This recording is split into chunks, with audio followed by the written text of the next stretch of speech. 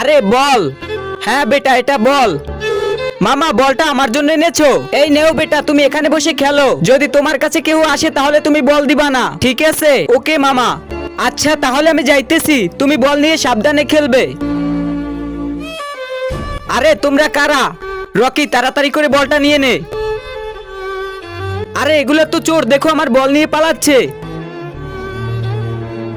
আরে বল তো বেটার কাছে ছিল।